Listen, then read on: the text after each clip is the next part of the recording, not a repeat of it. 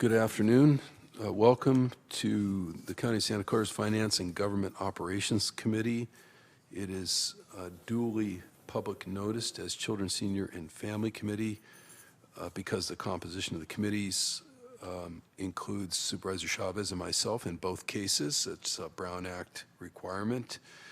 That said, we are here and present, the full quorum of the committee, both members. We're going to move immediately to public comment. Item 2, we have one request thus far. As noted in the printed agenda, this is reserved for persons desiring to address the committee on matters that are not on the agenda and that would otherwise be pertinent to the county's business. Scott Largent is the one person that's requested to speak on public comment. Scott, if you're here, you can come on up. Since there are 5 or fewer persons speaking, you'll have up to 3 minutes. And if anyone else does want to speak on public comment, you need to either approach the podium, preferably fill out one of these yellow cards first. Thank you. Okay, Hi, great. Scott. Great, thank you, Dave. Ready, Colin. Thank you. I've been experiencing the cite and release that we do in our county now. And I understand it's the $15,000 worth of warrants to be able to bring somebody in. A lot of the people that I'm filming, they're mentally ill, they're homeless, they're on a lot of really bad drugs, primarily methamphetamines. But when somebody is high and they're weaving in and out of downtown and vehicles are slamming on the brakes and people in walkers are veering to the side and it's just chaos with that person that's high on drugs. And you kind of think over a time it takes hours before someone's going to actually try to stop that person, law enforcement. Behavioral health's never going to show up. But what I'm watching out there is just nobody really doing anything. And when you cite and release somebody, that is not removing them from that situation. That's not helping the community. That's not. These people are scared downtown.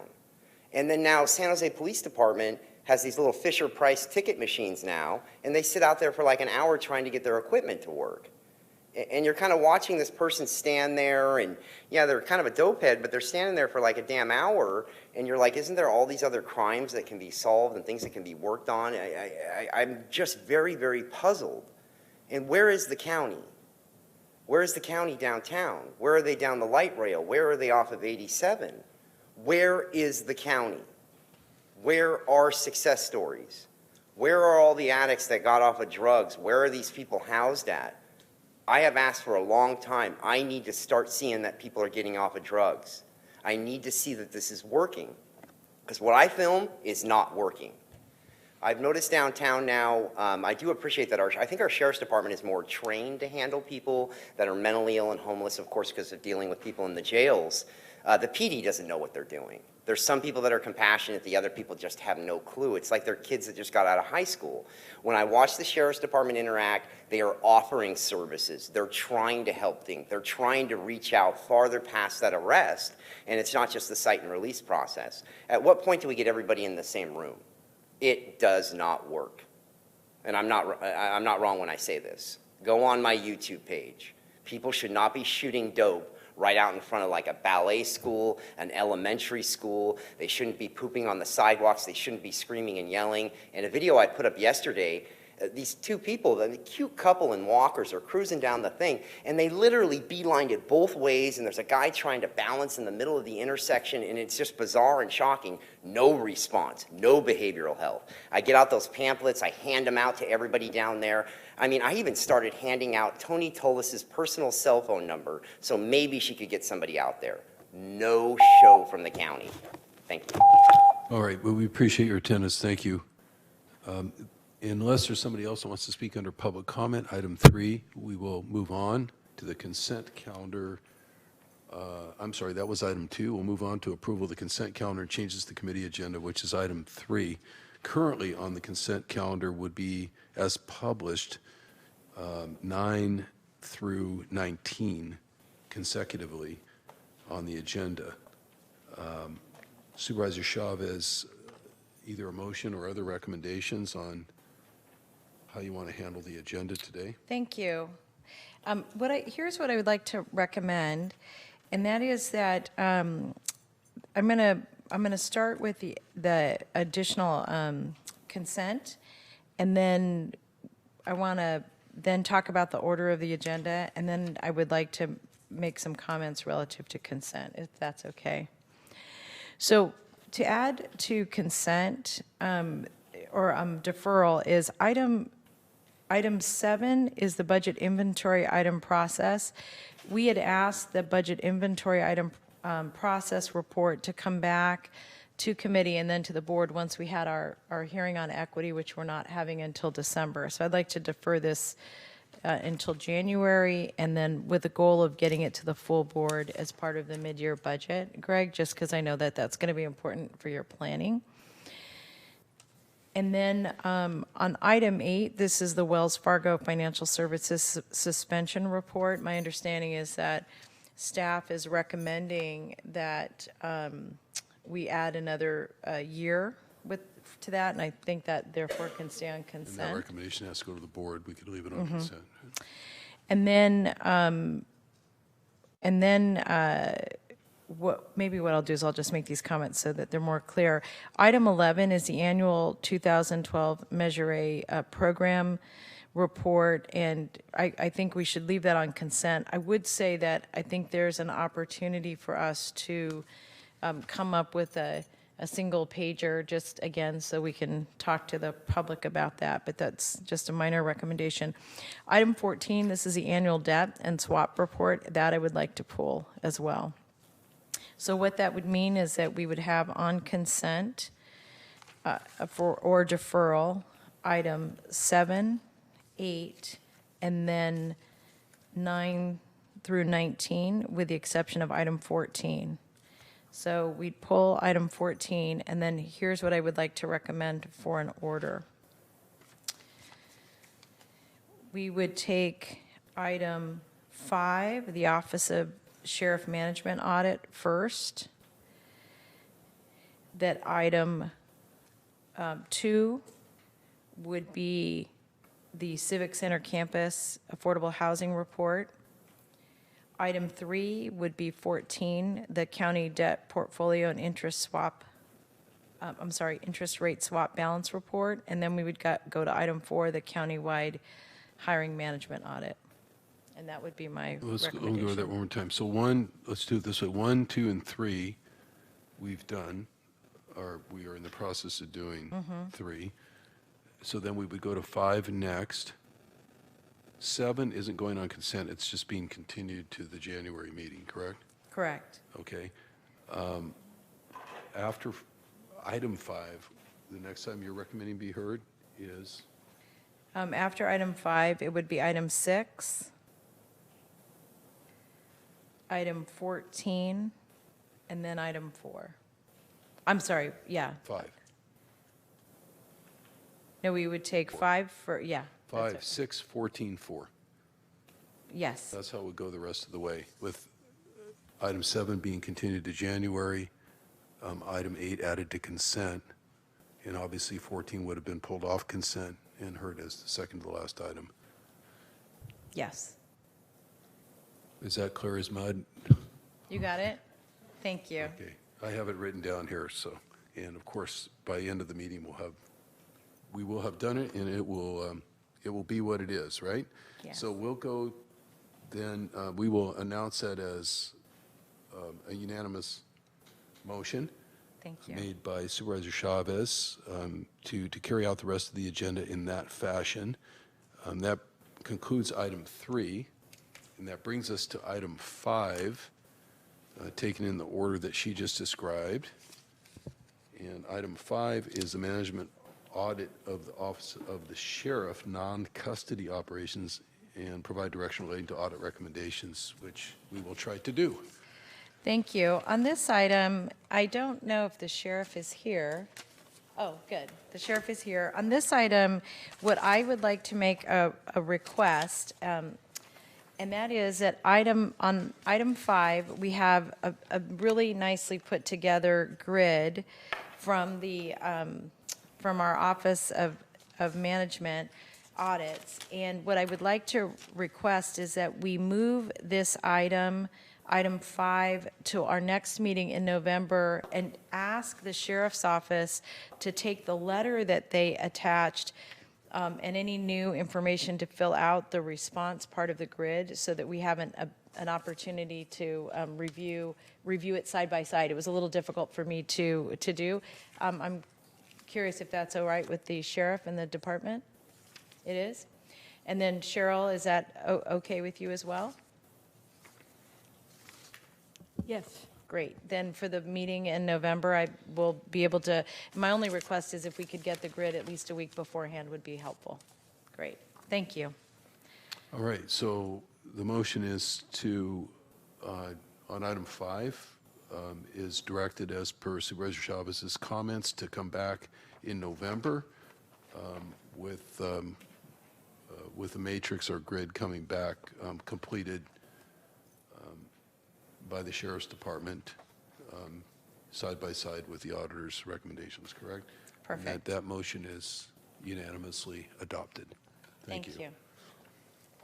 That brings us to item 6. Item 6 is the Civic Center Affordable Housing Report.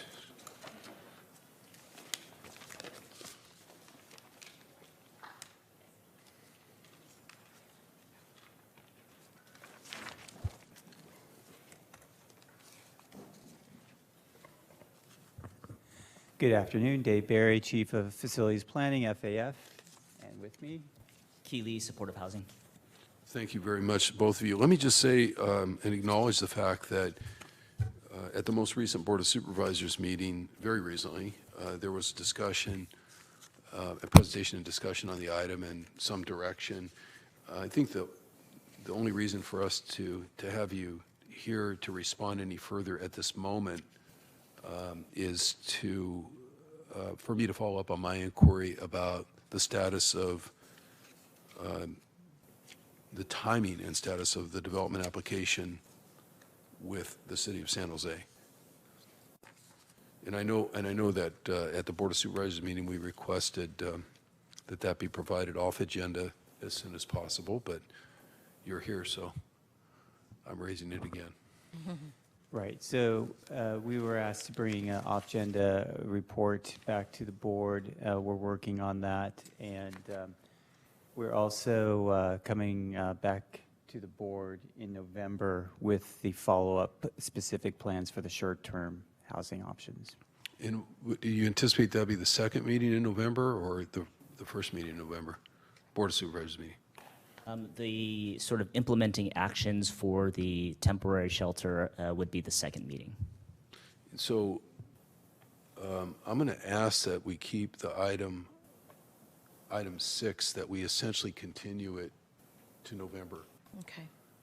as opposed to any other comment or action today, which I think will give us an opportunity to check in with you before that second board meeting in November, if my timing is right. If not, we'll dispense with the report later. But assuming that you're at the board, second meeting in November will give us an opportunity to check in one more time. Yes, All right. and that will give us the opportunity to sort of present some of the information that you're requesting through the off agenda. Yeah, I was hoping for that. Thank you. Okay, well, we'll just let the record, as far as the clerk goes, show that we received the report, but we also continued it for additional follow-up at the November FGOC committee meeting. Thank you. Hold it.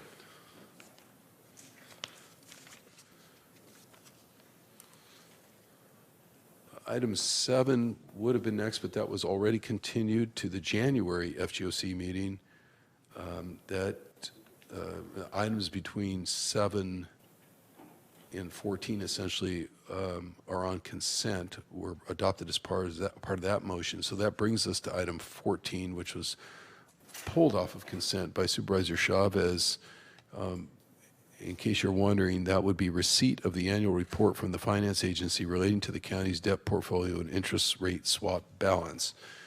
Supervisor, you pulled the item. Do you want to allow an overview presentation? Sure, Or jump thank right you. into questions? If you have anything that you wanted to start with. We did not present or prepare a presentation for this. I am Maria Oberg. I am the Treasury Administrator, and with me is Paul McDonough, our Debt Management Officer. So we are here, happy to talk about it or just answer any questions. Great. I'm happy to start with questions. So first of all, thank you for the report. It was these are always so eye-opening because it's a very non-emotional way to look at the county and the work we're doing. I don't know if there's a better way to say that, but let me start with some broad questions. So I had a chance to read the documents that were attached that looked at our bond rating. And there were a couple of questions that I wanted to just make sure I understood what I was reading within these documents. And the first starts with how much debt the county can still issue without negatively impacting our bond ratings. And I wonder if you could just talk a little bit about that. That's a difficult question to answer because that's one of the things that the credit rating agencies aren't very forthcoming with. We do have a debt affordability model that we have prepared together with the budget office and our... I'm so sorry. Can you get a little closer to that sorry. mic? It's got a gremlin in it or something, so I'm Sorry. having a hard time hearing you. Thank you. The rating agencies don't really tell us exactly what they're looking for as to what is affordable debt and what is not.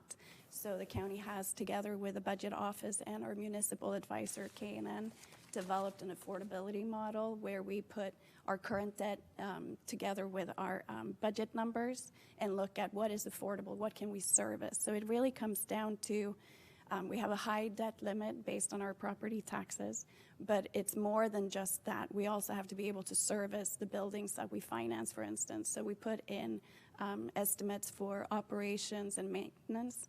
And so it becomes kind of a subjective point on the rating agencies, but we do monitor it to make sure we don't go into non-affordable debt.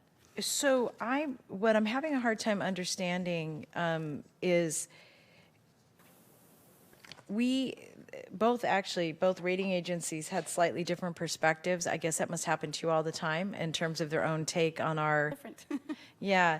So in one instance, the county, it says that the county, and I'm sorry, this is on packet page 614, but it's looking at the debt capacity, and it says that the county could issue up to $250 million to finance several capital projects over the next several years, but it doesn't expect that this will weaken the county's debt metrics. Now, the other one has a much higher number in terms of what we could issue. And I'm presuming that the way they get this information is from us in terms of what we tell them we're thinking about doing. And so my question is do you know what the number was that we gave them that we would be potentially looking at for capital? And the reason I raise that, the reason I'm asking that is in the Fitch ratings, I think the first one was, I'm not sure. Let me see.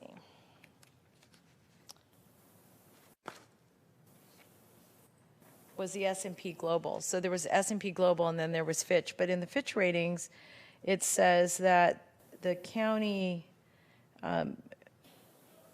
could be looking at issuing $651 million for a new jail and inpatient psychiatric facility, along with seismic projects and upgrades at its main VMC campus. That's such a dramatically different number, but they don't comment on the debt metric. And so what it made me curious about is what are we positing to the bond agencies over what our expenditures will look like over the next several years?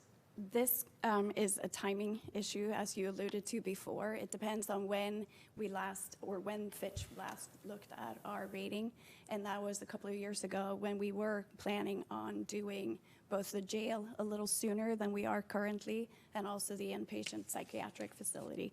When we did our last bonds, which was the acquisition of the hospitals, we updated that based on the capital improvement plan. And as you know, those bond projects have moved further out on the CIP plan. So that accounts for the difference. We don't expect to issue $650 million in the next few years anymore. Well, what's interesting about what you just raised is the other part of the Fitch rating is actually pretty up to date on the fact that we just bought these hospitals. Yes, but again, we can't comment on what they put in their reports. We can only comment on factual reports. We pointed out this fact to them that we are no longer planning on issuing $650 million. I have a feeling this is a leftover from the last report they did in 2018. Interesting. One other thing that I don't know if this is a timing issue, but I was hoping maybe you could explain what this is. And that is on packet page 621. It says the county expects to incur significant additional spending obligations to support the integration of the newly acquired facilities into its healthcare system.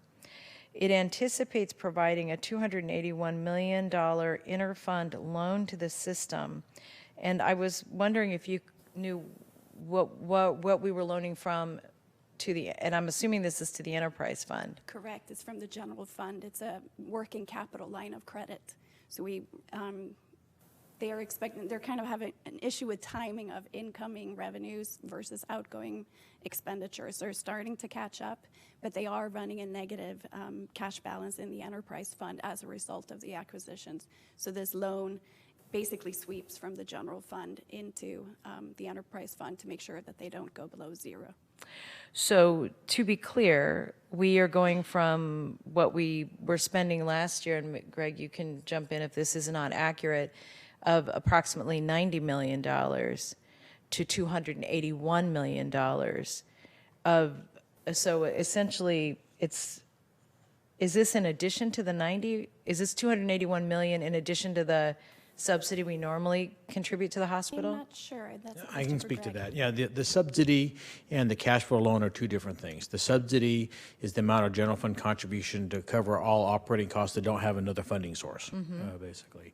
And the cash flow loan has to do with the additional book of business, so to speak, that we picked up with the acquisition of the hospitals, knowing that by the time you provide the services, bill for the services, and collect for those services, which could be 3-4 months in arrears, there is an immediate working capital for that timing difference that immediately hit us upon acquisition.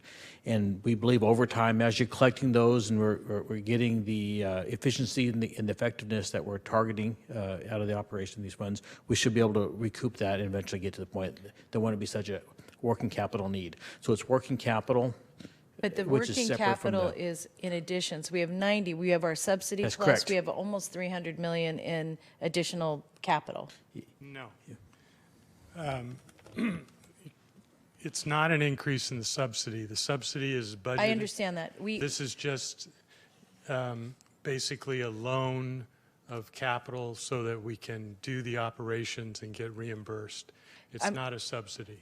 So I understand that. Here's what I'm really trying to better understand is the 90 million that we, or approximately that we're paying on an ongoing basis of general fund dollars to sustain the hospital is in one bucket. In addition to that bucket, we have now infused $281 million of cash into the operations. So, because I think that's what Greg, you were just saying. Is that not accurate? Because that's actually what it says here. So if we're not loaning, it sounds like what we're doing is we're loaning cash to carry us through. Yes. Okay, so that's $300 million. Okay, so how does that get paid back and when? And does it get paid back to the general fund? Yes. Gets So paid when? back from the enterprise fund When? when we accumulate new. What do we anticipate that to be? It's probably going to be a year, 2 years. So this is a, Depends on how much revenue is collected. okay, so this is so here's what I would just request is if we could get very specifically, and probably when we took the board action to do this, it was in the staff report, so if you want to resend it to the board, that would be fine with me. But I'm really curious about, we're taking cash from the general fund, we're using it, I understand that, but I am interested in the payback timeframe. So along those lines, we then, as part of our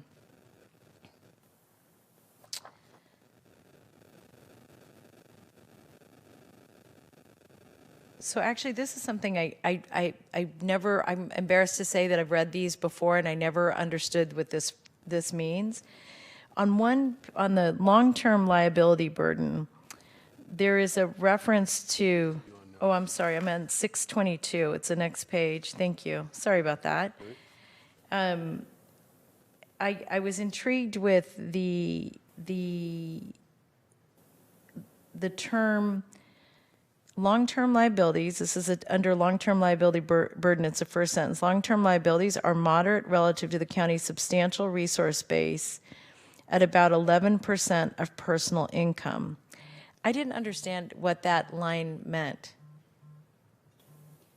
They take a look at per capita income of the average resident in the county, and then they extrapolate that, what each person's share of our long-term burden would be. And so, But how they come up with the moderate term, that I don't know. yeah, That's their opinion. okay. So that was a little bit, it was a little bit confusing to me to read that. Yeah.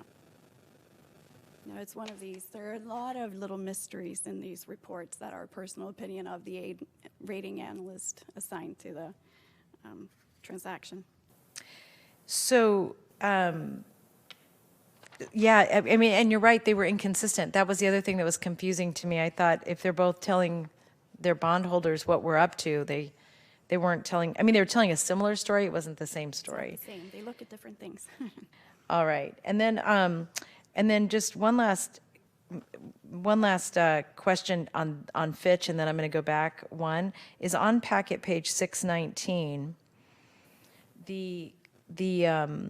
There's a box that says the county's strong economy, this is under credit profile, it's the third paragraph, has led to exceptional gains for its tax base.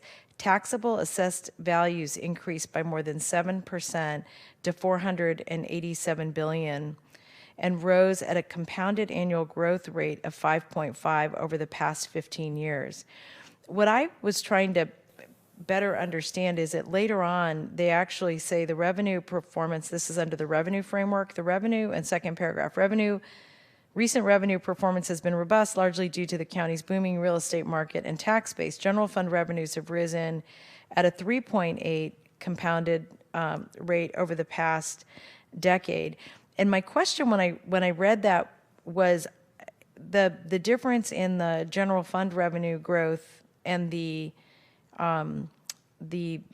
taxable assessed value was 5.5 versus 3.8, and it's over a different time frame. It looks like one's over 10 years and one's over 15 years. But should those numbers have matched? Not necessarily. It depends on what the percentage is. This is all property tax. So if you have more property tax funds as a proportion of enterprise funds, those would grow a little higher or at a quicker rate than general fund, where they're a little smaller percentage. So they don't necessarily have to match, even if. Okay, but should they have been? Would they have been closer if they'd kind been? of in the same Got it. proportion, but not necessarily exactly the same. Got it. So I would be looking, should be concerned if there was a differentiation between the two that was. If one goes up and one One goes goes down, down, got then it. you would have an issue, yes. Thank you. That's super helpful. And then the last question, and this is on page 613, and I promise this is my last question, is that the budget, this line is in the second to last paragraph, and it's the last sentence, and it says the budgeted transfer for fiscal year 219 was 83 million. And this was I think this is what you were referring to earlier. This is a subsidy transfer. And the approved budget includes $110 million transfer. And what I didn't know was, for 2020, what I didn't know was that, are those amounts, is this range, is this a consistent range for the subsidy? And, to be between 130 and 90 over the last 4 or 5 years? Does that sound right? 123. Yeah, because it starts at 123 and then 87 and then 110. I was just curious about the range that we've been in, and has it been consistent? I'd have to take a look, try to compare the data that they're using for their report in this analysis. I wouldn't want to try to guess off the top right now. Okay. Thank you. Those are all my questions, Dave.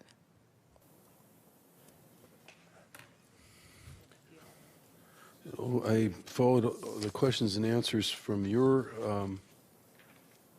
that you just went through, and that was very helpful, zeroing in on the items that you did, especially this 281 million projected cash flow deficit that needs to be lent over to the VMC operation. It's I guess at some point it strikes me that, as it says on packet page 613, at the very bottom of the page, the county may lend this money to VMC with board approval.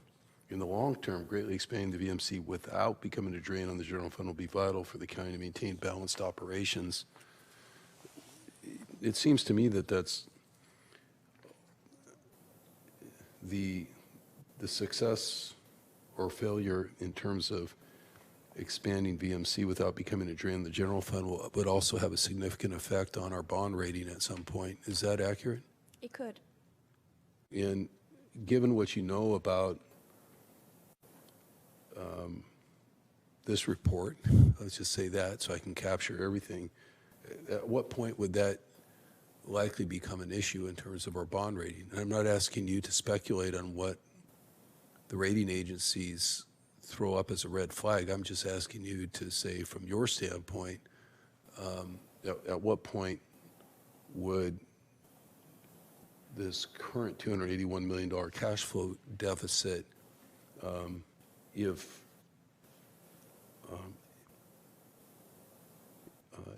not reduced, become a cash flow problem overall in terms of our rating or just in terms of our liquidity? It's hard to say without speculating, and I'm in finance. We don't like to speculate. If I asked you to do a report, and I did not frame it as asking you to speculate on what the rating agencies would do, but if I asked you to speculate on how long we could sustain a $280 million deficit without creating liquidity problems that would have to be reported to the rating agencies, could you do that? I think it depends on what happens in the economy, obviously. If we go into a downturn, we would be more concerned about this. At this point, I don't think we are concerned. Our cash reserves, as you know, are very good. So at this point, it's not a cause for concern. Obviously, if it drags out for a long time, we would have to look into what else we need to do. So how long is a long time? I would say anything over more than 2 fiscal years would be a long term, in my personal opinion. So I don't want to put words in your mouth, but $280 million cash flow deficit for 3 consecutive years, would that raise your concern? I would be concerned more from a budget. Then you get into Greg's area. But from a cash flow, currently we can definitely absorb that. You can absorb 3 years of $281 million? I believe so, yes. Okay. Unless anything dramatic changes in the economy, and we don't know. We don't control that. But And you distinguish that with, I understand the difference between cash flow and budgeting, but you distinguish that from budgeting. Why don't you explain why? because the budget deals with where these cash resources are going. You know, I also sit on the investment portfolio, and to me, that is one big cash pool. We don't really look at what belongs to which department in that portfolio. So from a cash standpoint, we have money in the bank, but that money may be directed towards other resources. It's just temporarily idle cash. Right. I certainly recall a few years ago, as a result of the Great Recession, us having cash flow issues that were so significant we were literally concerned about making payroll. I don't recall, obviously the budget has grown, and the revenues have grown since that time, but also the expenses have as well. So the reason I'm asking is because I don't really have a lot of perspective on what that drain was back then in present day dollars. Yeah, If I did, I could probably answer my own question and say, my recollection is, you know, we were able to stay in a drain of 2 years before we ended up having to take drastic action. to try to make payroll. I think that's our ultimate responsibility here as board members to make sure that we understand, when that day of reckoning is coming. And I think it's fair to make basic assumptions like by, extrapolating the present revenue growth, which Supervisor Chavez was talking about earlier, which is in your report, and also extrapolating, because I asked for it, what would happen, especially given this is a hypothetical that we can reduce the $281 million according to you and the county executive just now. Depends on whether or not the enterprise fund generates enough revenue to retire any part of it. So I think it's a valid question to say, using your own kind of disclaimer, barring anything drastic, at what point do we run into a cash flow problem? I think the supervisors that are going to be here for, more than, for beyond the calendar year 2020, which is the end of my tenure, are probably going to want to know that at some point soon. Right. So that contingency planning could be put in place. We do have a cash committee that looks at this every other month. We get together. It's comprised of managers from the CEO's office, the budget office, finance, especially controller, treasurer. So we do take a close look at our cash balances on a very regular basis. And that is a committee that stemmed out of the situation we were in 2010. So we do take a close look at that compared to our And I think it's time for us to ask that committee to provide that out-year extrapolation for us and bring it back here next month. Can do that. Because I think, what you just said is kind of compelling to me. The reason it's there in the first place is because of what we went through in 2010, and people were smarter than me, evidently, in your neck of the woods to say we better keep this committee alive and well and meeting and functioning going forward. So we're on top of things. And I do believe you're on top of things, but I think the Board of Supervisors, under these circumstances as outlined on page 613, need to be also involved in that monitoring process and an extrapolation process that goes beyond month to month at this point.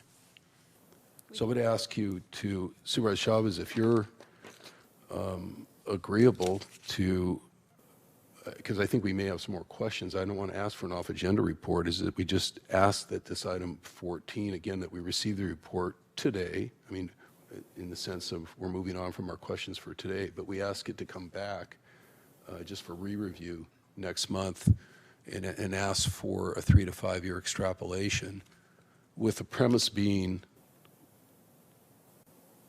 or the question being, how long can we sustain a cash flow deficit of up to $281 million without creating cash flow issues for the county at any point in time during a 12-month fiscal year? Is that okay with you? Yeah, and what I would just add to that, and this may be something, Greg, that you want to weigh in on as well, I would just add that, I know we're making, maybe I don't know the answer to this, is the $281 million loan, is that inclusive of capital investments, or is that exclusive of capital investments? Yeah, that's exclusive. It's simply just like, as they mentioned, a line of credit up to that amount to be able to borrow. The actual amount, I think, has often been much, much less than that, but that's the line of credit that we asked the board to authorize. And then, do you recall, and maybe Dr. Smith, you know this off the top of your head, the additional capital investment that was made? So we purchased the hospital with one investment, we have a credit line, and then we have another pot of money that we're using for capital. I can help with that. Yeah, a little bit. Go ahead. Yeah, I was going to say, the other thing that we came to the board and got board authority for was to do a loan up to $300 million for acquisition as well as improvements. And of course, the acquisition cost has occurred, but we've also have the the revenue bond proceeds for those improvements, which we have up to 3 years, and, because the Those tax. release revenue bonds, The right? lease revenue Right. bonds, yeah. So that's covering a lot of that So cap. that was the capital. Got it. So- The lease revenue bonds covered the purchase price and some of the capital which could be capitalized. So that's much of the equipment. The line of credit that you're talking about, the 280 million, that's really just a line of credit. It's not money that's been transferred over to the hospital or spent. It's actually a small amount. I forget exactly how much has been spent, but I don't think it's more than 40 million. It's varied. It's been around 40 million. I think the highest we've seen is 60. Yeah. And So that's, like they said, a working capital issue. You spend it on this, then you get it reimbursed. Spend it on that, get it reimbursed. It's as we like proceed. it's like an equity line of credit kind of thing. And it's due to that delay in billing reimbursements. For a large operation, 3, 4, 5 months delay before that gets turned around, it is a significant amount until they get caught up. Well, and it's for a the gap initial in, outlay. it's a gap in the way, It's a I mean, timing. well, but also that we didn't, I mean, according to the report, we weren't receiving the accounts receivable. So there'd be a natural gap in that, there'd be 2 gaps, right? One is being slow time and one is Yeah. not being able to Right. recoup all that money. Because we had the option of, in some purchases, an entity will purchase the working capital, but we decided not to because it actually is purchased at a premium. So you're paying more money for the money that's working capital than you are using your own. Right, and so the only other thing that I would just recommend for staff would be, I'm very supportive, Dave, of the investigation, the line of inquiry you're following. I think it may also benefit us side by side to have our total investments that are new investments on one sheet. That I think, because the point that Dave and I are raising is just better wanting to understand risk, and some of that risk is in the capital investments. In part, honestly, Verity probably knew for a long time they were selling, and there were a lot of things they weren't investing in. And so while we did do through lease revenue bonds the purchase and some capital, my recollection is that we'd had at least 2 board actions, both on 2 on capital, I think, that were just money that we didn't necessarily know that we were going to need to spend initially, because I think some of that had to do with once we got in there and the operations occurred. But anyway, all that being said, if that could be on one page would be helpful. Thank you. Okay, well, we'll conclude there then with that request, and we'll see you again next month. Next month. Thank you for engaging us in Q&A, everyone. It's been very helpful. We will stop for a minute because, while I wasn't paying attention to things that were landing on the dais here, Scott Largent had actually requested to speak on an item that was put on consent. Item 8, and I normally would have created that opportunity when we took up the consent calendar. And he also wanted to speak on item 5, which is the very first item that we took up. And Scott, you're welcome to come up, because that was not intentional, as I think you probably assume. And just as a matter of principle and appropriateness, if you convince us that we need to reconsider the votes that we've already taken on these 2 items today for any reason, we are free to entertain a motion to reconsider either 5 or 8. So you're not wasting your time. I just want you to know whatever you have to say pertinent to those items, we're listening loud and clear. Okay, so Right. sounds great, Dave. I didn't think it was intentional. I just kind of I saw landed them off here. to the side Just kind there, of so- landed here off to the side, and I didn't see them. That's all. Sorry. You already have too many cards from Scott every day anyway, so, all right, ready when you are, Colin. When I owned my electronics business, I had Wells Fargo as my bank, and what I'm talking about is the item that was put on the consent calendar. Originally, I had San Jose National Bank, I had Bank of Santa Clara, Silicon Valley National Bank, I had a bunch of different ones. And Wells Fargo always came through and just scooped them up. And it was kind of always the case, and I guess it's because they're a big dog. What I'm worried is we're offsetting bad behavior. Now we're pulling them away from investments and underwriting, but the problem is they still are the processing agency for Department of Child Support Services and several other things through our county. I'm surprised that we just don't send that message and just get rid of Wells Fargo in our county and not deal with them. They're a predatory bank. The stuff that I dealt with when my business was starting to not do very well was the excessive fees, and I was constantly trying to dig my way out of that. And I also had employees that were constantly dealing with that type of stuff. The worst was the overdraft fees, when they would allow you to continue to pull out money when you didn't have money, and when you're really poor, pulling out money to get that $100 pizza that should only cost 20 bucks. Having that opportunity in front of you, it's like putting a candy jar in front of somebody that's starving. And I worry that this suspension right here will last another year or two, and we're going to bring them right back in bed with the county. We could stop that right now. We could just say, hey, we're done with them. We don't want to deal with it. I worry also that our county is kind of turning into Wells Fargo. When you go into Department of Child Support Services, we have the exact same type of windows that they have in Wells Fargo. These bulletproof glass, that damn thing could take a bomb in there. And I wonder why we want to do that to the public when they want to come in and pay bills and interact with people, why we got to put up such big glass, why do we want to keep people pushed back so far. They're not a bank out there at Department of Child Support Services. I find that strange. We put up so much plexiglass to keep people away. It's kind of weird. Thank you. Did you want to speak on the other item at this time, Scott, which is item 5, which was the sheriff's audit we took up at the It's at the fine. I outset? was just great work, Cheryl. I really like what Cheryl does for our county. I was wondering what happened to her seat up here. I thought she was part of the, didn't mean to, I always thought Cheryl was up on the panel there, but good work, Cheryl. I do Move her appreciate around it. a lot. Easier for us to see her face from here. Scott, I do want to reiterate that when that item was moved forward, it's moving, the one you just spoke on, it's moving forward to the Board of Supervisors to uphold the suspension.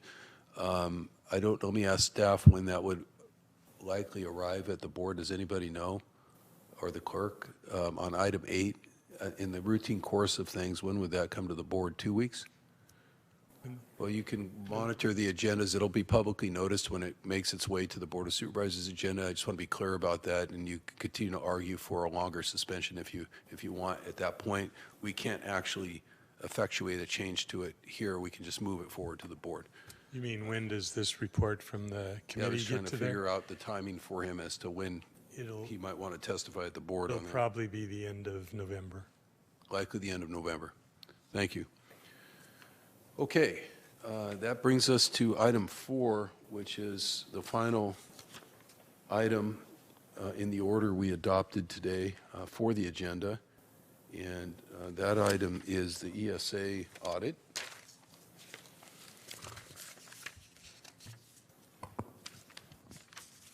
Good afternoon. For the record, I'm Cheryl Solov. I'm the Management Audit Manager, and I have with me Alice Herr, who was the final and best project manager on this long and arduous trip. I'm not sure how you would like to proceed, if you want to go item by item or if you want an overview. I know that Dr. Smith has some input. If you don't mind, I could start, if you don't mind. Supervisor Chavez, should we hear from auditor first, county executive first? Does it matter to you? County executive is offering to go first, and we can just hear from the auditor after he makes his comments, and then ask our own questions.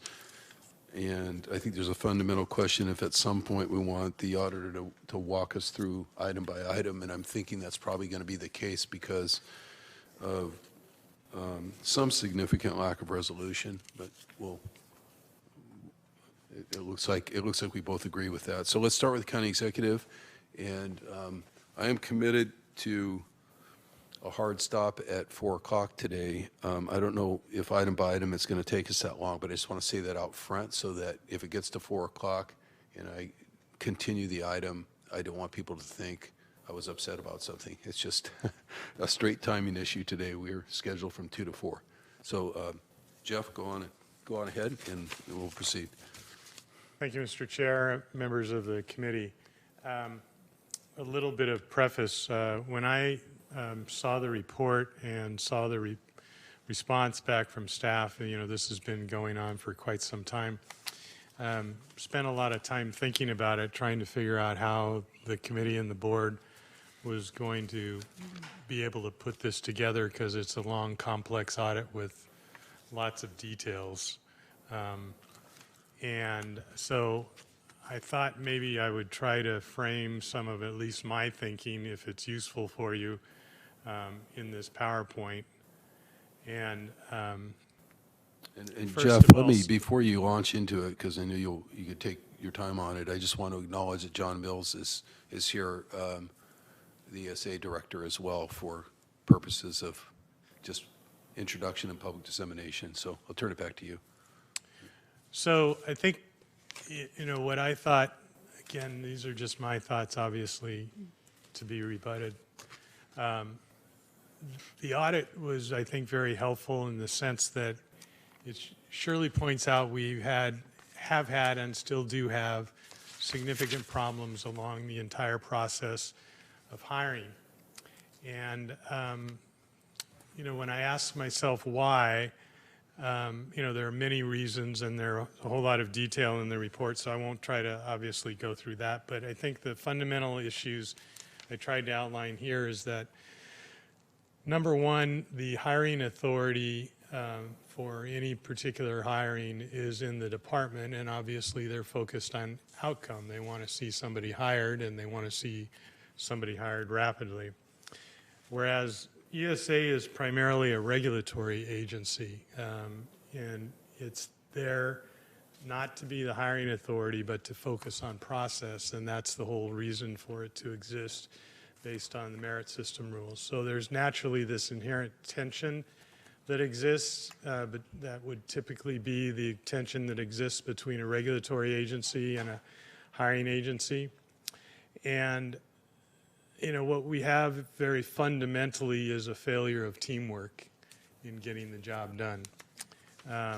And what we've embarked upon in ESA and with the departments is a CLT process, the process improvement mapping process, where we've identified, the employees from both the departments and from ESA have identified where the problems are and the lack of communication are, where the process changes can occur and where they need to occur. And they're in the process of doing that right now. And some of that report is scheduled to come back to the full board. I guess it's going to be in November. And so, at least fundamentally, I think it's fair to say that most of the issues that were addressed in the report really demonstrate that lack of communication, lack of cooperation that has occurred and still occurs sometimes. There are also some other issues that were related to, shall I say, an absent member of the team. Some of the issues that are complicating the process really have to have labor involved. And as we do the CLT process, we're trying to figure out the best way to get labor involved, because there are components of some of our contracts which change around the process so that the process of hiring is not consistent among all classifications. Whoops.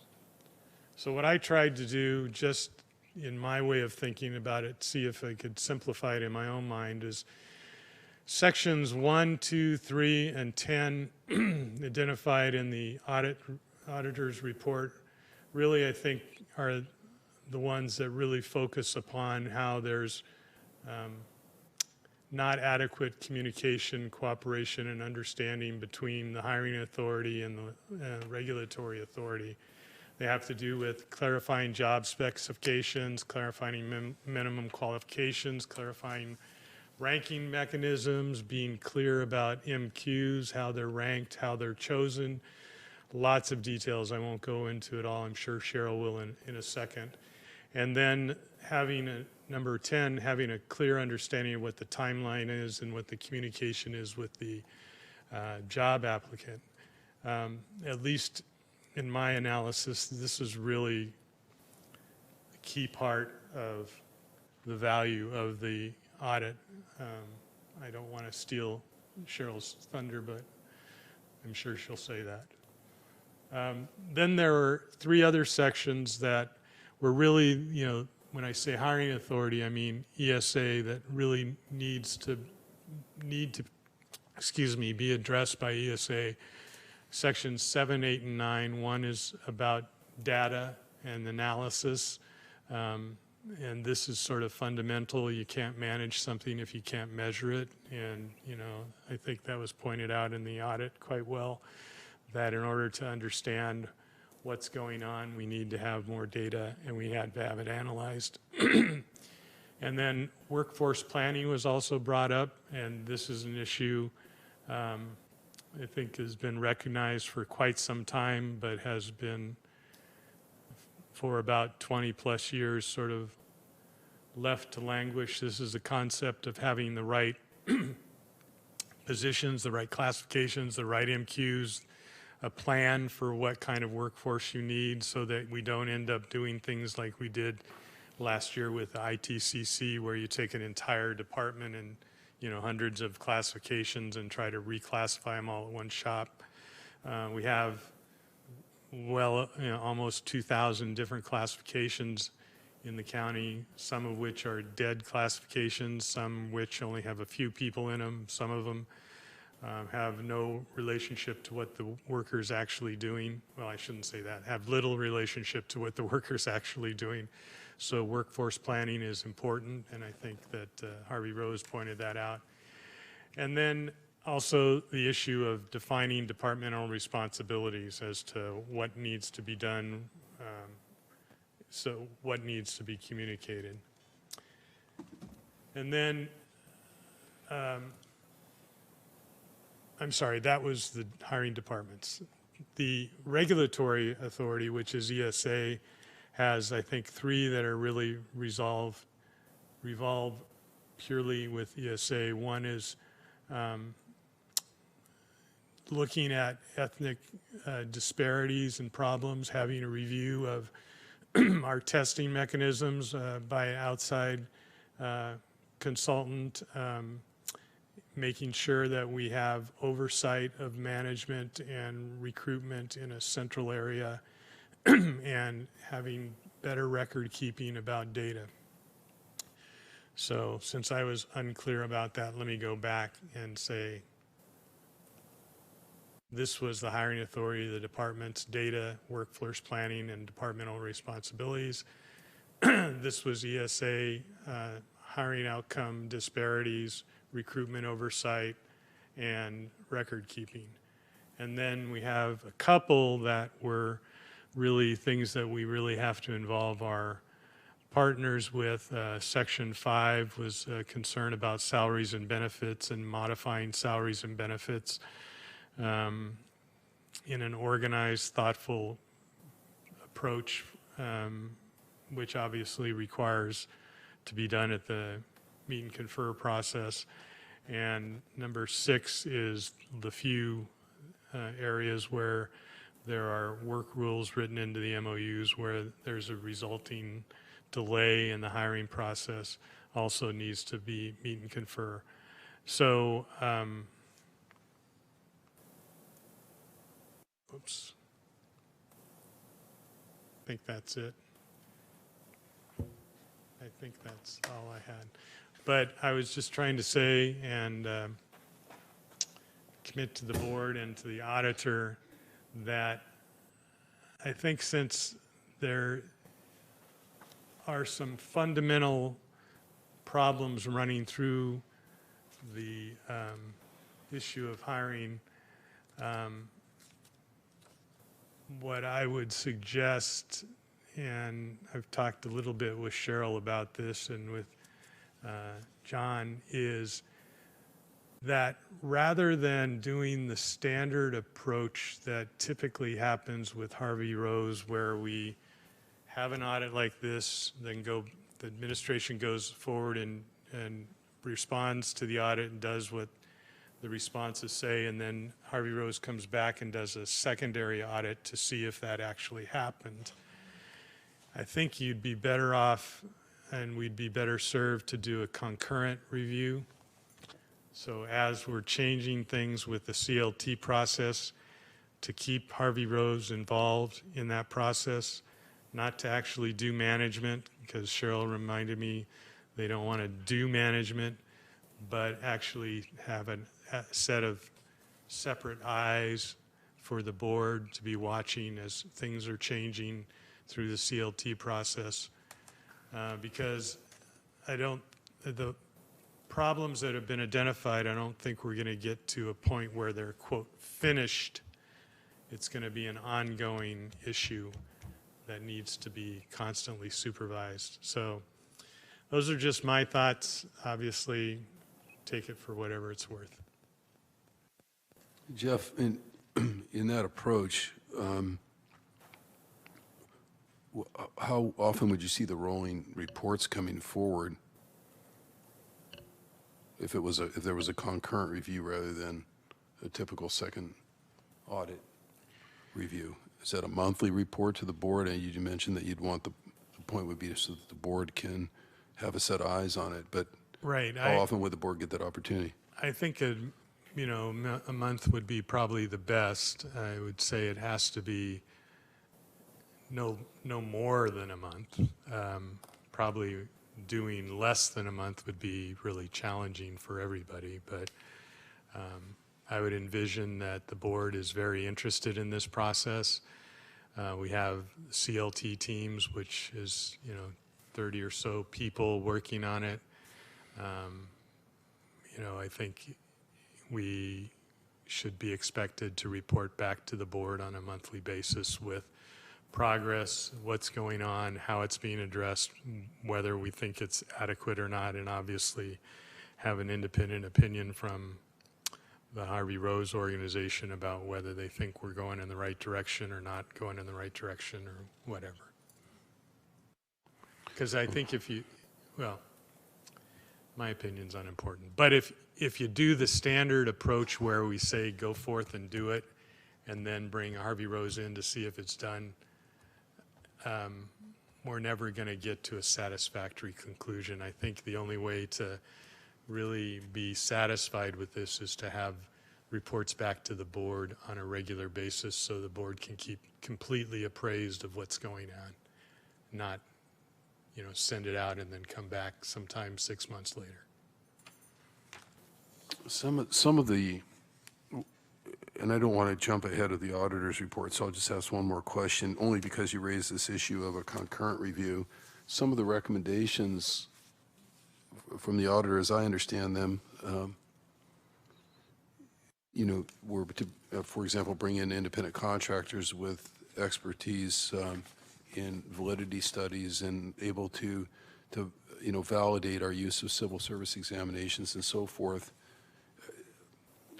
And the administration thus far, as I understand, has disagreed with that. If they're not going to manage under this concurrent review model,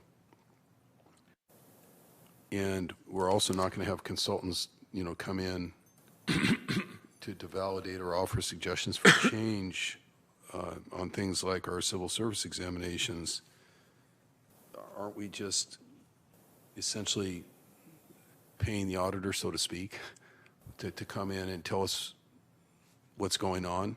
I don't understand. Or would you envision the auditor to supplant the need for an independent contractor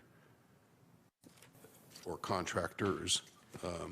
No, there's a number of those that they talk about in here, and I guess I'm trying to figure out to what extent, A, do they have capacity to do that? B, does it compromise their independence to do that? So if you don't do either, aren't we in sort of the same management land that we're in right now? No, I'm not envisioning the auditor being the independent consultant, nor am I envisioning that we don't hire a consultant. I think we do already hire some consultants for some assessment of some tests. I think what the report or response back from administration,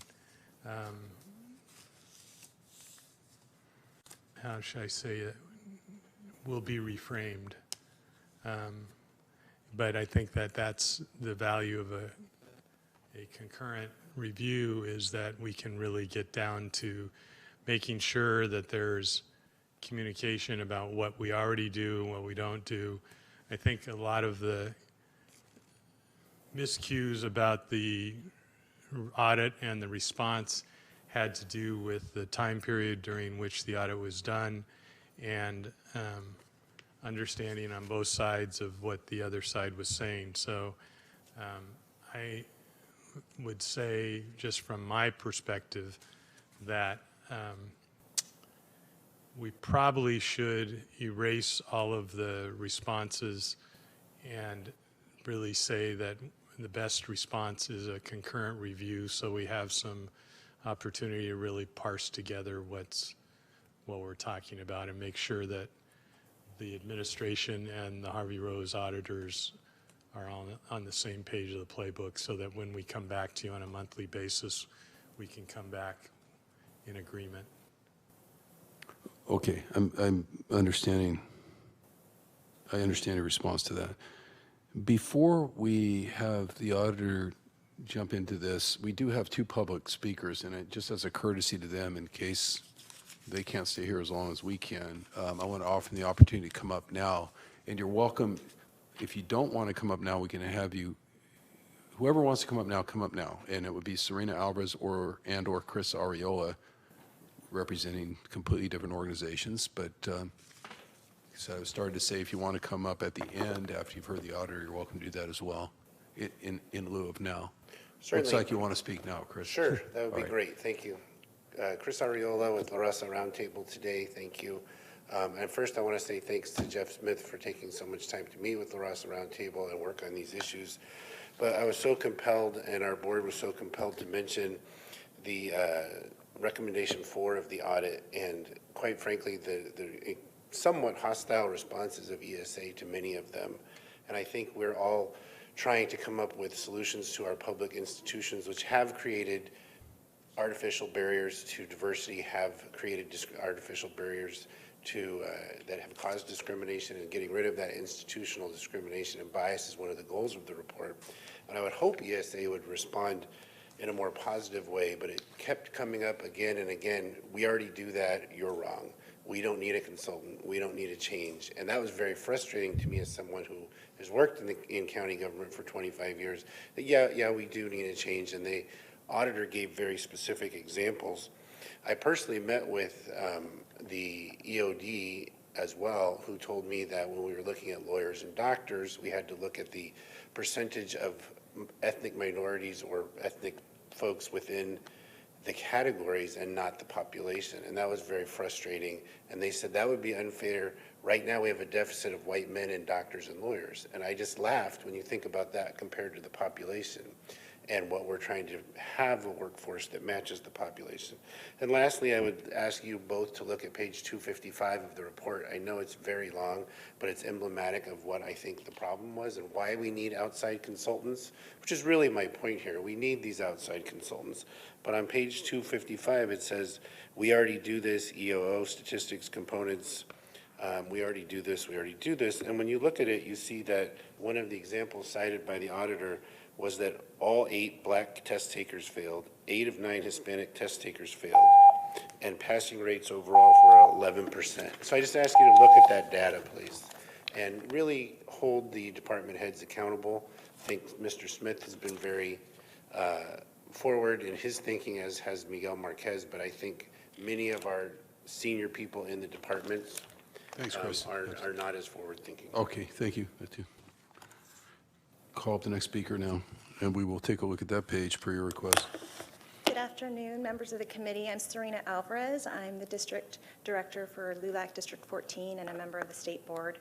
I'm here in regards to the concerns that LULAC has about ESA's responses to the audit, and we're really grateful to the management audit team for their responses to those responses. I would actually say and enter into the record that I had intended to quote the same thing that Chris just quoted, because all of the members of LULAC have been trained by my father in conflict resolution. We are very good active listeners, in my opinion. I'm also the executive director of the Institute for Nonviolence, and so while actively listening in our community, we hear experiences with this test, and it's not uncommon for us to be contacted by social service, Latino social workers, my experience on the local governing board and with the hospital transition, being contacted by hospital contacts. So I would add a dimension to this, though, because my experience in listening to that is that we have a limited English proficiency population that applies for these positions, and candidates that are LEP are not accommodated, from my understanding as an attorney. And I think that that really needs to be examined very carefully by counsel's office and others. And an independent consultant would be very important for us to have here. I know that and have a very strong partnership, very grateful for the county executive for the work he's done on disproportionality and preventing discrimination, but here we really are not doing enough, and we need to go outside to get the external analysis. So I'm really hopeful that you will, and I'm very pleased to hear Dr. Smith say that he is willing to erase the responses and go forward from there, because I agree with Chris and the roundtable that the responses were very disappointing and disturbing. Because clearly there's something wrong. A member of our executive board on California LULAC herself had a negative outcome based on this test. An LEP person herself who didn't receive accommodations. We have direct contact with this test, these testing procedures, and it needs to be looked at. Thank you. Okay, thank you both for being here. That concludes the public comment request on item 4.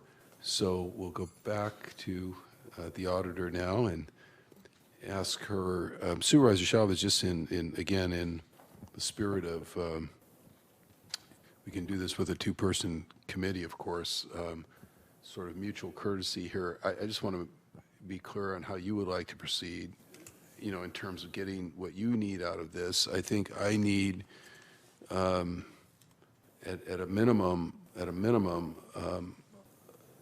you know, an item by item, high level. This is what we're trying to get to.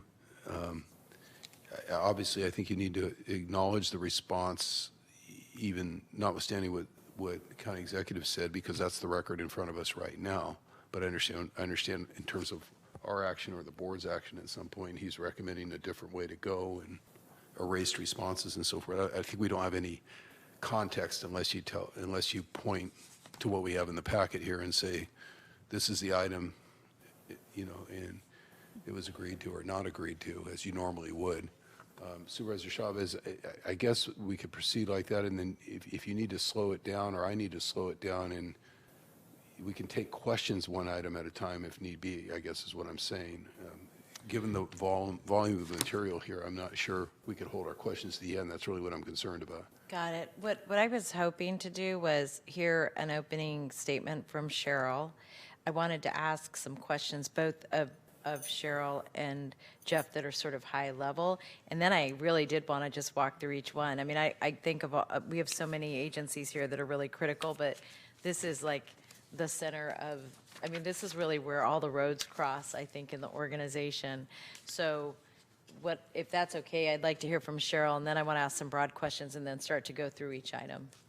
I think whatever we want to do is okay, and whatever you want to do is okay. We ordered up the audit for a reason, and this is the opportunity to go through it at whatever level you want to. So high-level overview, back to you to make some high-level comments, it sounds like, and then we'll proceed with an item-by-item overview. Thank you. Okay. Thank you. So from a high-level standpoint, in fiscal 17-18, there were 112,951 applications for county jobs, according to HR's data. Of these applicants, 2,751 were hired for a higher rate of 2.4%, according to the county's data. Now, we know there's some issues with that data. The actual hire rate could be higher than that. But that's, so, in looking at that, we set out to try to understand, given the level of vacancies that have been persistent in the county and the high number of applicants, why are so few actually being hired? Because we know there's vacancies, we know there's a lot of applicants. So the report essentially tries to break down what are the factors that go into whittling that list of applicants down to the tiny percentage who are actually hired. So what we identified as factors, and there are a lot of factors, but a key point that, as Dr. Smith noted, is that the hiring process is a collaboration between ESA's HR function and the departments that need to fill the positions. But who actually performs what function is not always consistent and not always understood by both parties. So in some cases, the person who, person A in Department A may carry out a certain function, but that may be different in a different department because there's a different analyst working, and so there's variation there. And then additionally, among other things, there's applicants who may end up on an eligible list who may not be well suited to the position that the department is trying to fill. And there's a lot of reasons for that, including the testing process and the screening processes and how those play out, and the availability of the departments to be able to have input into those processes and to sort of gear the screening practices in a way that enables them to actually fill those positions with the skill sets that they need. So that's from a high level standpoint. And getting back to the issue of the screening process, so, of the data that the county has, which isn't completely robust, there's issues of, ethnicity showing apparent disparate impacts on certain groups. That factor is also driven by the screening processes, which may not be validated. And so the screening processes may not generate a list of employees or prospective employees who have the skill sets and are, what the departments necessarily need. There's a lot of material here. Yeah, and I do want to step through each one. I just wanted to get your kind of high-level perspective. Yeah. So should I just start with section 1, or? Well, what I want to do is, if you don't mind, may I ask a few questions? Sure. Okay. So first of all, let me just say that I know that this is like a dental exam for all involved, maybe with a drill or two engaged. So my objective in going through this kind of point by point is really to best understand at the most detailed level what kinds of changes need to be made within ESA and in our partner agencies. So let me just start with kind of a first very broad question, and I'm going to start with Dr. Smith and with John on this question. And give just one background of reminder. So part of the reason that we asked for the audit of ESA is that I think every member of the board, with the exception perhaps of Susan, just based on her newness, has gotten a lot of feedback about what is and isn't working with ESA. And of all of the issues that I've tried to address since I've been here, I think this is one of three that feel very difficult in terms of how do you move forward? Like, what's the best way to do it and to make change? So one of my just underlying questions is this. Dr. Smith, you started out by raising the just inherent contradiction of the role of ESA as the institution or part of the institution we think about hiring, yet with this really heavy emphasis on being a regulator. And so my question is it possible for the agency to be a regulator and a facilitator? And I think those are different roles. And I think some agencies have capacity to do that because of the content that they're working in. My question is based on what you laid out in your slide presentation and your comments. What is your thinking about whether or not ESA can be a facilitator and a regulator? Well, I think the regulatory function is the primary duty.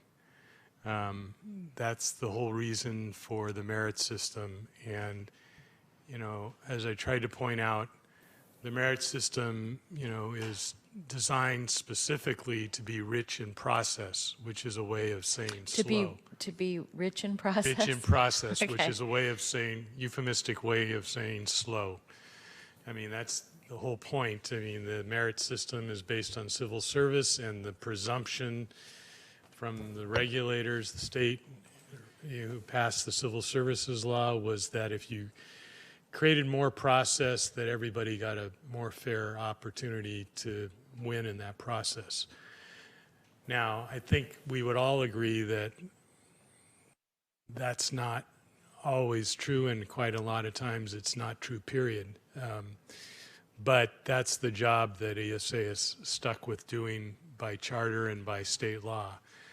So I think when you're asking about facilitating, the best thing that I think we can ask from ESA is how do we make the regulatory function less onerous, which was what I was trying to get at with the CLT process and suggestion of the concurrent review, is that the best way, I think, for us to get that position or that job to be less onerous is to let the people who actually do it, the employees in ESA and the hiring authority in the departments, work on improving those processes and maximizing efficiency. It's probably not a great idea for anyone to just dictate what the solution is.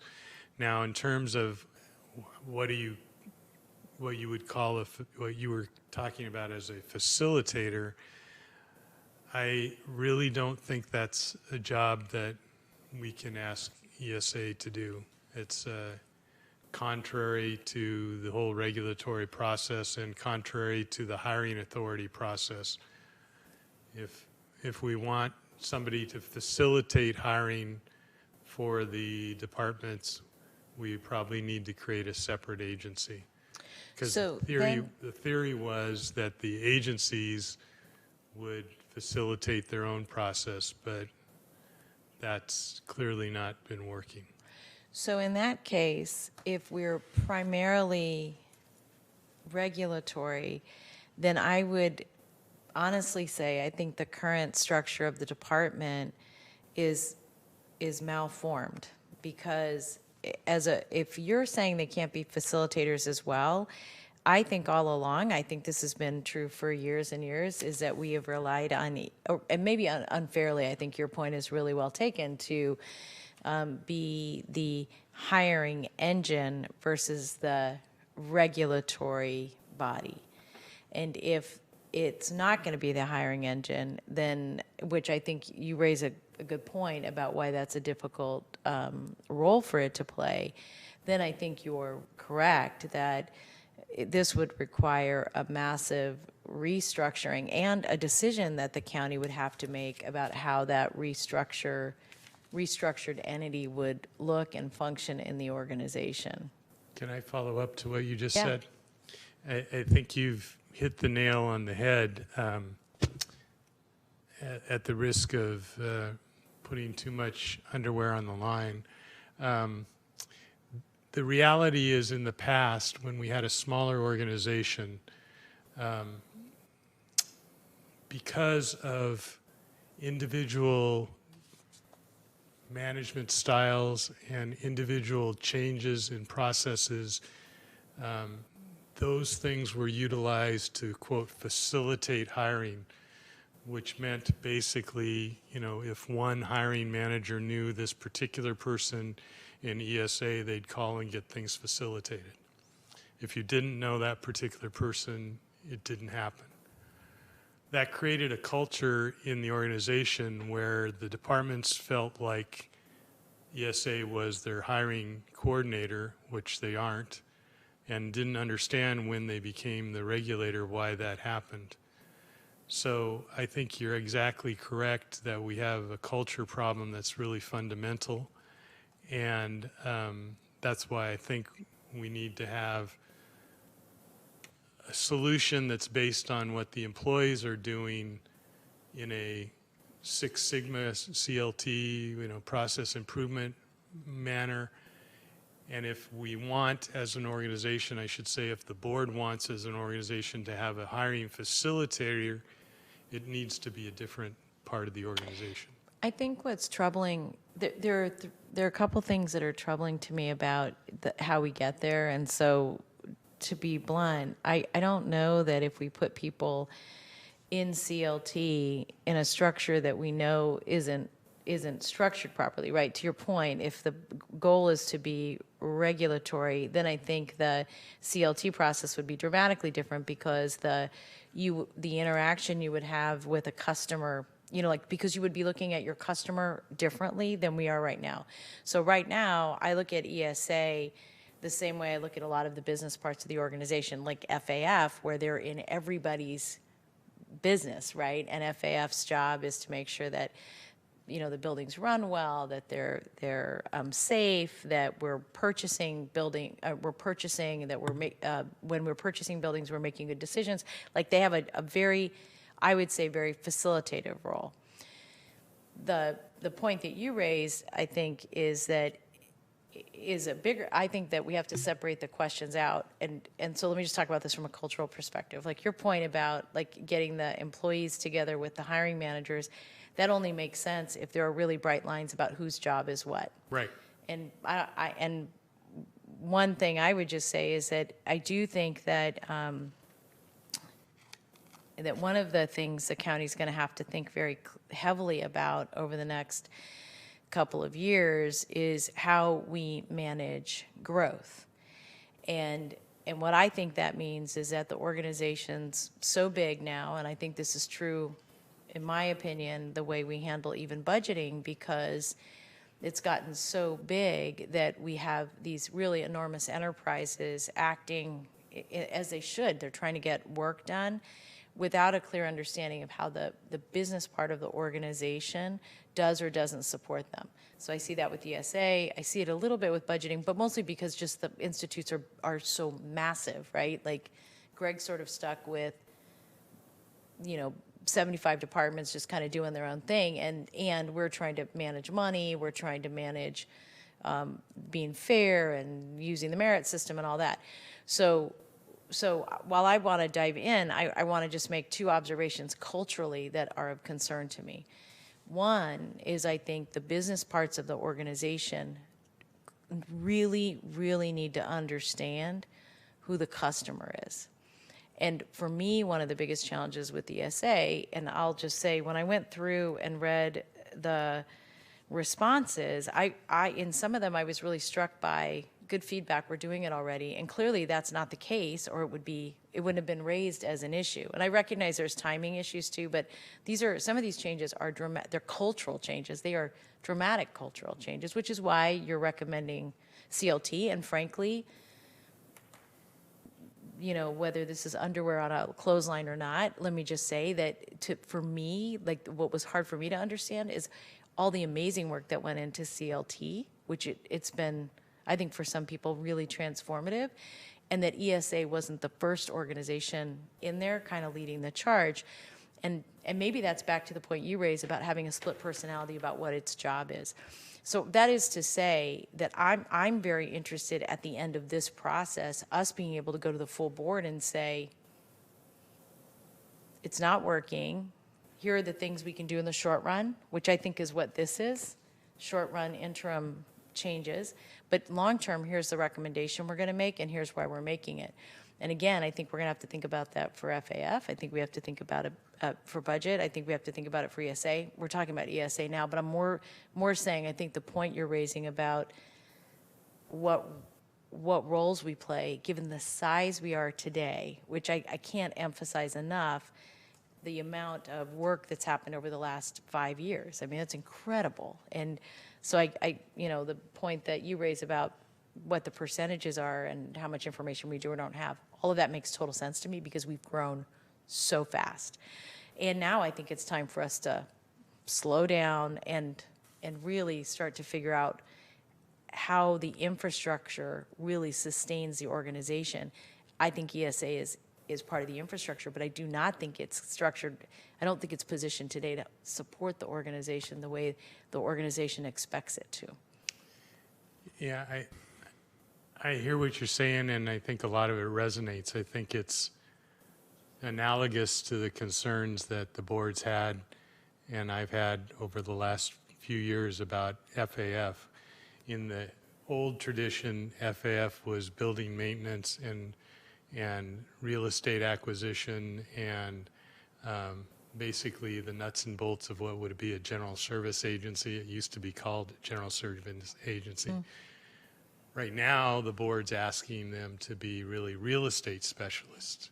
Find spaces, find buildings, find opportunities for housing, all those kinds of things. That's never anything that they did before, and it's a different world. I think the same is true with the other service agencies. And, I was trying to suggest at the beginning that I think we need, from a staff perspective, to do a lot more work on the responses and communication and analysis that you have before you before we actually can say we're making the correct progress. There's lots of stuff in the audit that I can agree with in concept. And I think the devil's in the details, how we actually make it happen. I think, Jeff, part of the reason I wanted to go through it is, and I'm going to go back to this issue around culture, which is that in my mind, an agency like ESA that is tethered to your office should not have responses that say, that we're already there, and or we partially agree, but we're still going a different direction. To me, what that's telling me is that there's an opportunity and an inflection point here as it relates to what we're going to be when we grow up. And I want to use FAF as an example. Fleets and Facilities had always had the responsibility of managing real estate, even purchasing real estate. What they didn't have the responsibility for was actually being accountable to you and to the board about when they made recommendations, were we making recommendations that were financially sustainable over not 3 or 4 years, but 10 or 15 years? Did they have a record of all of the assets they were managing? They did not. Did they have, and to your really important point, we came in and started asking them, well, why aren't we doing this and that? And really what they said was, no one ever asked us to do that before. Fair enough, right? And working with you, I think they've really moved in a positive direction. It's taken quite some time, but they're hustling. They're trying to do what we need them to do. So what I would be, part of the reason I think it's important, as painful as it is to go through this, is I think we need to figure out what are the implications of what the organization is or isn't, because I think the point I raised earlier, and I think you alluded to, and Greg and I have had this conversation a few times about, given the size we are now, what changes do we or don't we need to be making in terms of how we operate? And I think those are not yet answerable. I think they could be more answerable, and I think being able to dive into ESA would frankly will give us a framework to think about these other organizations that have dual roles in the organization, right? Which is, Greg, making sure people, finance, making sure people are spending money appropriately. And at the same time, we still need to be able to build up budgets for organizations that have become relatively complex. And then whose job is it to make sure, I think it's us, that money is spent well ultimately, but there's a lot to that to your point is in the details. But anyway, this was helpful. I don't know if you wanted to add anything to the issues I raised at all, Cheryl. I would just say that I think you're on the right path, and our basic conclusion at the end of this whole thing was, it's not entirely clear whose job it is to actually fill a position in this county, because it depends on which department you're talking to and different analysts and so on. So there's a lot of vagueness around that actual function of, and it's sort of multiple cogs that have to fit together to actually bring someone on board. And so the issue of who's responsible for what is really at the center of this thing. Mm-hmm. If I can just make a comment, it's been my observation, for the 10.5 years that I've been here, that the county grew in a very decentralized way in some areas of endeavor. And those areas of endeavor have been the areas that, for me, have been problematic.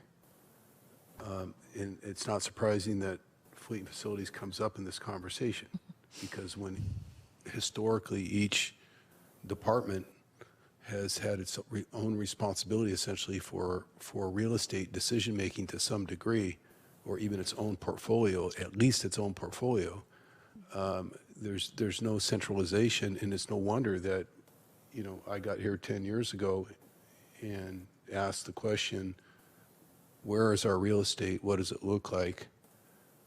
And how is it valued? And to this day, no one's been able to answer that question. That's problematic. But I think the three areas, and one of them's not on the table today, but I could throw it in there. It's not part of this audit, is public information, completely decentralized in every way you look at it, even the number of logos the counties have. So it looks like we're basically, the United States of branding of different entities. That's what it looks like, or the United Nations or something, Fleet and ESA, which in a much smaller organization, this model would work much better. The model in F&F would work much better, and the model in public information might work okay. None of it works okay for me now, and I think it's consistent, at least with some of the comments I've heard, but particularly just the last set of comments that you made in terms of the fragmentation, who does what, and how do you even herd those cats, given the size and the magnitude of the county at this point, with 22,000 employees and dozens of departments and dozens. Dr. Smith was talking about the numbers of classifications earlier. You opened up talking about the number of applications that comes in alone, but you didn't. 112,000 applications, essentially being initiated, so to speak, by how many different units within the county. That's a much different model than existed in the 1950s or 1960s. These numbers would have absolutely astounded the people that were sitting here at that time, when they had a $150 million budget in a much smaller universe to deal with. So I just don't want to lose track of a root cause here. That's all. I'm not disagreeing with anybody about restructuring. saying part of the restructuring needs to be to take a look at how much this, if you're going to have a decentralized operation, then it's got to look a lot different than this, or it's got to be a centralized operation. That's my point. Anyway, we want to let you spend the next 18 minutes going through as much as you can with us. Thank you. Okay. And then in terms of the regulatory issue there, you know, it's, if ESA is simply going to serve in a regulatory mode, then the hiring departments would need a lot more control and authority to be able to carry out their role, if it's going to, you know, if the assumption that ESA is only going to do regulatory work and not facilitate anything, then, you know, that some of that authority would need to shift to the departments in a more formal way. Can I just jump in? I agree with that. I think, you know, the core, like I said, is communication, and like you said, is defining who's doing what, which means, you know, that people are communicating. So you're exactly right.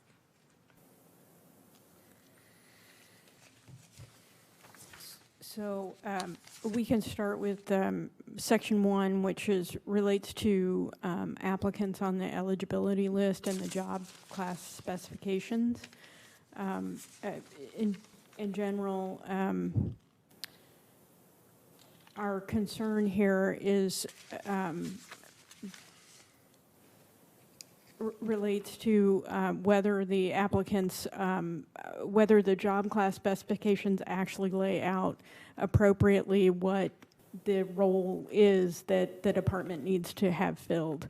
And because there are, you know, 1,200 active budgeted positions in the county, it sometimes can make it difficult to have a job class specification that's current and up to date and accurate, because particularly for positions like in TSS, or, you know, where there are, or even maybe potentially on the medical side too, where there may be technological or knowledge-based skills that people need that may not be captured in a job specification that's, you know, 10 years old, say, because things have changed and programming languages have changed and skill sets are different than when that job classification was set up. So our recommendation was to develop, implement, and enforce a policy that requires hiring departments to proactively review relevant job specifications as early as possible, flag items that do not accurately reflect job duties or necessary skills and minimum requirements, and create a modified list of job duties, knowledge, minimum requirements, and skills, and submit these to ESA for review, assuming that the process is continuing as it has in the past. And our recommendation was to have departments complete these steps prior to submitting a hiring requisition, unless there's no changes needed in the job specification, so that at least the position as advertised is the position that is what's needed. Questions on the first item? Yeah, so thank you. This is an interesting one that kind of, in my mind, reflects all of the issues that we just discussed, the confusion about roles, and also the idea that we're already doing it, so we don't need a policy, which is ironic for a regulatory part of the organization. Say, nope, we don't need a regulation or a policy or framework. So on this one, what I would like to recommend is that we accept the framework, because really what we're trying to address is whose job is what in this, A. And B, I think the points that you raised around how we properly examine the job specs in my mind, should have a higher level of routine. And this is for a different reason that has less to do with, it has more to do with how we think about the employees we're trying to hire. I think one of the most interesting discussions that we've had is that in some instances, like one area that we've actually gotten a lot of complaints is from folks who are trying to hire individuals with content-specific knowledge that may or may not fit into what we refer to as a management analyst 1, 2, or 3. And to me, being able to, on an ongoing basis, really vet this out may be helpful to us being able to develop more appropriate classifications in the future that don't require, I think, what Jeff said about like having to redo IT all at once. Like, had we been doing that all along, that would have been, maybe it would have still been really painful, but I don't know, maybe less painful. You're absolutely right on. Like, for example, Analyst 1 is a perfect example.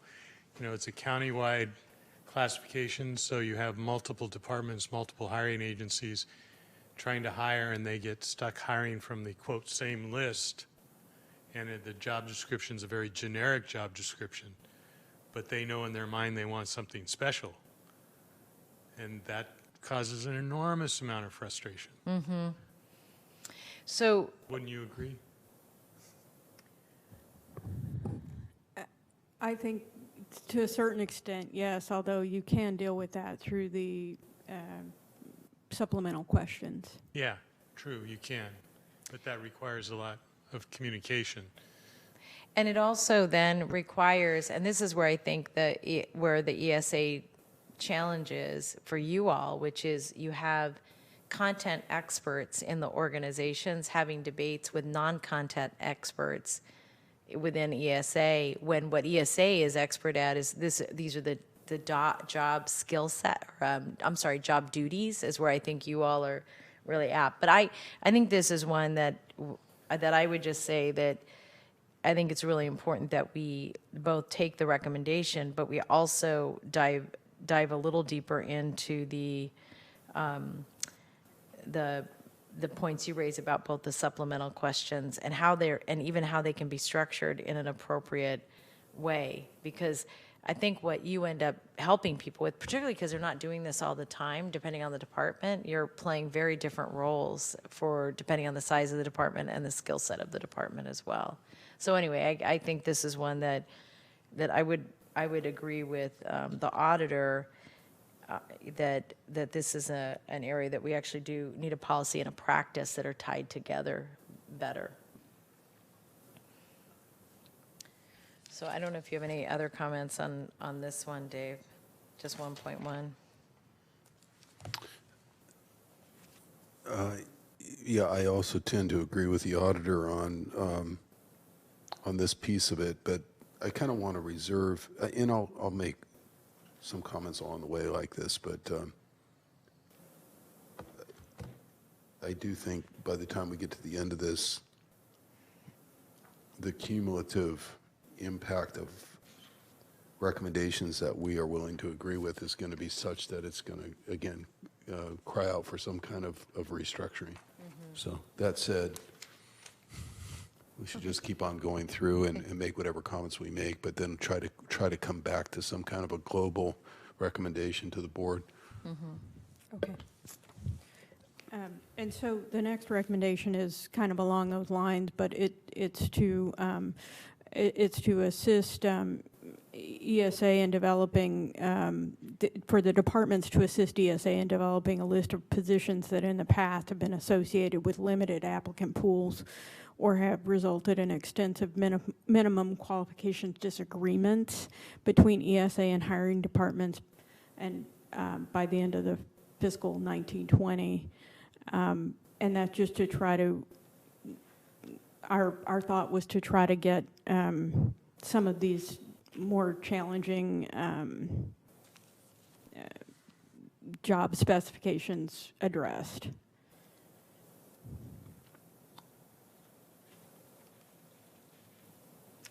So this one, John, I don't know if you wanted to comment on this one in particular. You all had a long disagree here.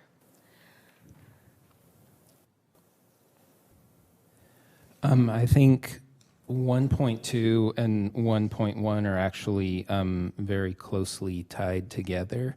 And I will say, relative to 1.1, I actually do agree with the substance, and I think that was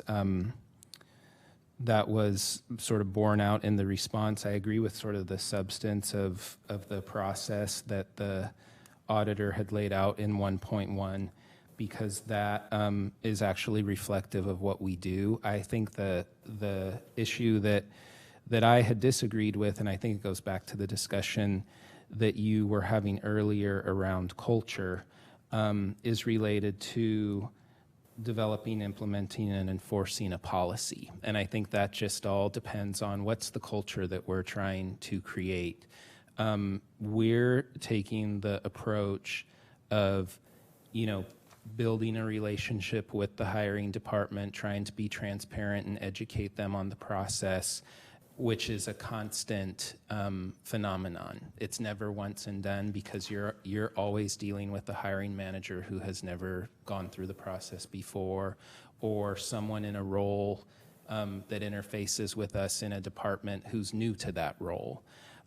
So, and kind of the same with 1.2.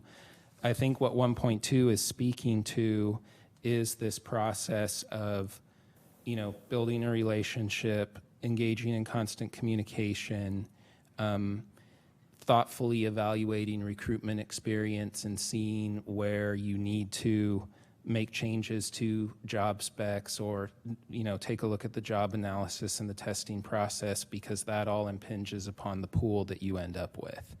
And so whether or not that's done through, developing a policy that you enforce and documenting disagreements, which I feel are, sort of by their nature more adversarial and kind of might sort of perpetuate the issues that we have had historically. I think that's my opinion, and it's just sort of up to, this notion of facilitator versus regulator, what culture we're trying to create, the role that we're trying to define. I think that's up for debate. What part of that is debatable? Just the part, so like I said, I have my opinion Yeah. on that. I think that, like I said, we're trying to build a relationship that's based on frequent communication, transparency, education, helping hiring managers through the process and getting them to understand why we need to do things the way we need to do them because of the merit system rules, the labor contract, what we've agreed to with our labor partners. And I guess I just, my sense was that, developing, implementing, and enforcing a policy, or, documenting all the times you disagreed with each other, it just made me feel like that would create more of an adversarial relationship than we were trying to foster.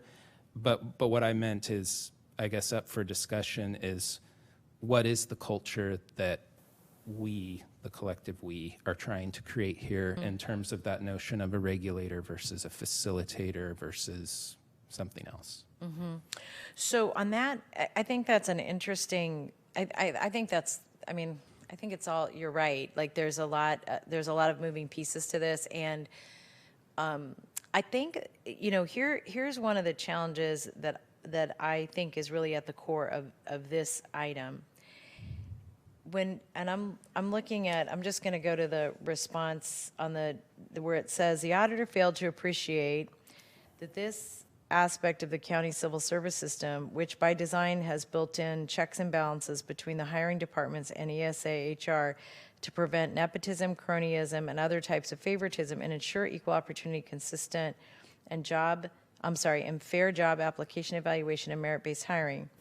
So from my perspective, what I think is challenging about that framework is that I think that when we're in the position of creating checks and balances, that the checks and balances are clear.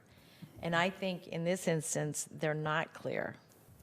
And so I think part of the reason you have, and I think it was interesting, of the 15 HR liaisons that responded to our interview request, 5 individuals reported that ESA has never allowed their departments to participate in MQ minimum qualification reviews. Additionally, 2 more liaisons stated that the subject matter experts are only allowed to view and comment on the applications for certain types of positions. And what that tells me is that it's not one team or the other who's got it right or wrong, that both teams are confused, because that's a level of inconsistency. And by the way, let me just say, I recognize these are anecdotes. We're calling people, so I'm not saying all one is good and all the other is bad, but I do think what this reflects, it goes back to the point that Cheryl, that you raised earlier, is just very clear roles and responsibilities between the hiring entities, which I think is a point everybody's been trying to make. However, I also think that this sounds so much more like an audit function than a partnership, that I wonder, because your point is right, that communication is really critical, but this is really about, I mean, the language your team used, I don't know who wrote the responses to these, but it sounds like an auditor, and an auditor and a regulator, not a facilitator or a communicator. This is, what you fail to understand is that we understand. That's kind of pretty clear in terms of who's right and who's wrong, and the way that we think about the world, I guess, is my point there. On this one, I don't know, Dave, if you have any comments. I had one that I'm not sure is not the right direction or not, but I just have a recommendation I wanted to make. But I don't want to do that if you have some other comments. No, go ahead, and we have to wrap up in a couple minutes. Oh, As far as okay. I'm concerned, I mean, I can allow you, obviously you have the prerogative to continue as the vice chair without me, but I have a 4:30 I across also town do, that I have to yeah. get to. No, I think, but the only thing I would say here is that I thought the recommendation from the auditor seemed like a really thoughtful idea. It did lead me to want to ask, but I think we can do that later in the audit, is a little bit about the merit system and how we, the really hard, bright lines it seems to paint for you all, does paint, and how that gets shared in terms of responsibility between all of the organizations. And I wasn't sure that the recommendation allowed for that, but I know that there's many more that we can talk through. So on this one, I would say I'm inclined to lean toward what you're saying, but I don't know how to integrate in the very real challenges that you raised. So I feel a little stuck, but I'm inclined to agree with the auditor, except with trying to better understand how this action might impact the other regulatory functions is unclear. Okay. Obviously, in order to get through this, we're going to need to bring it back in November if we're going to conclude here at 4 o'clock. Okay. I'll adjourn today's meeting, but by just saying we'll continue the discussion on this item. So we haven't really completely gone through the report, so I don't think it's appropriate to say we received the report until we conclude. So we'll just move to a continuance of the item. We'll try to set it on the agenda as thoughtfully as we can for November as the agenda comes before me, in terms of making sure we have enough time to try to keep moving through it in making significant progress rather than process. That said, I think we're at the end of our agenda today, and we'll adjourn and meet again at that November meeting. Thank you all for being here. Thank you.